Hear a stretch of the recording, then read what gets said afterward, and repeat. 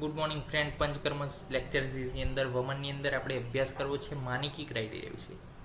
4 પ્રકારની શુદ્ધિ જોઈ હતી: વૈગિકી, આંતિકી, લૈંગિકી અને માનિકી.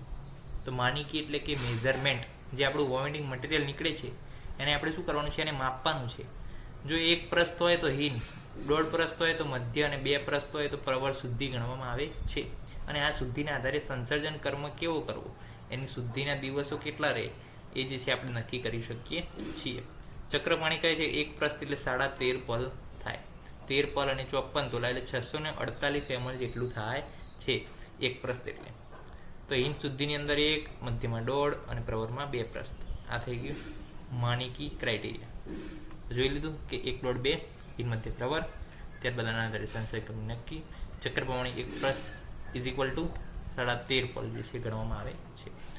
હવે વાત કરવી છે આંતિકી ક્રાઇટેરિયાની. તો કે આંતિકીનો મતલબ અંત, કે વોમિટિંગ મટીરિયલ નીકળે એના અંતમાં છેલ્લે શું નીકળે છે એને આંતિકી કહેવામાં આવે છે. તો ચરક કહે છે કે પિત્ત આવે ત્યાં સુધી વમન કરવાનું છે.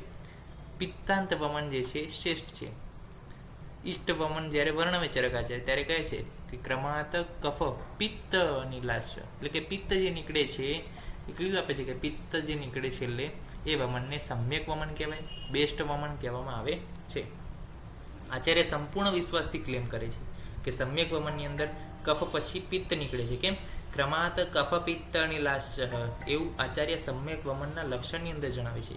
તો યાવત કફ છેદ કેવલમ ઔષધ પ્રવૃત્તિ પિત્ત દર્શનમ વા, એટલે કે વૃદ્ધ વાઘભટ પણ શું કહે છે, તો કે પહેલાં કફછેદ થશે, પછી ઔષધની પ્રવૃત્તિ અને ત્યારબાદ પિત્ત દર્શન થશે આપણને. તો આ રીતના વાઘભટ પણ આપણને સમજાવે છે કે કફછેદ એટલે કે કફનું સંપૂર્ણપણે બહાર જવું, કફ ઓછી માત્રામાં બહાર નીકળે, કેવલ ઔષધ પ્રવૃત્તિ થાય અને પિત્ત બહાર ન નીકળે ત્યાં સુધી આપણે છેલ્લે વમન કરવાનું છે.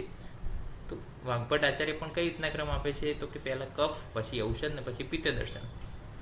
પિત્ત કેવું હોય, કઈ રીતને નક્કી કરવું કે હવે પિત્ત નીકળવાનું શરૂ થયું? તો ગ્રીનિશ યલો કલરનું પિત્ત હોય, બીટર પંજન ટેસ્ટ હોય, પ્લસ એમાંથી જે છે ગંધ આવતી હોય. એટલે આમાશયમાંથી બહાર આવે ત્યારે છાતીમાં, ગળામાં અને આંખમાં જે છે આપણને દાહ થાય છે.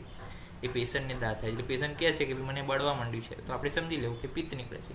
ગ્રીનિશ યલો કલરનું વોમિટિંગ મટીરિયલ થઈ જાય, બીટર પંજન જે છે એને ટેસ્ટ આવવા લાગે પેશન્ટને, તો જે છે આપણે સમજવું કે એને પિત્તાંત વમન હવે સ્ટાર્ટ થઈ ગયું છે. તો આ થઈ ગયું આંતિકીનો ક્રાઇટેરિયા. કયું વમન બેસ્ટ છે? પિત્તાંત વમન. વાઘભટ પ્રમાણે શું કહે છે?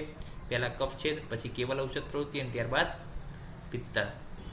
તો આ થઈ ગયો ક્રમ, અને આપણે જોઈ લીધું પિત્ત કઈ રીતે નીકળે અને કઈ રીતે આપણે એને ડાયગ્નોઝ કરવાનું છે કે આ પિત્ત છે.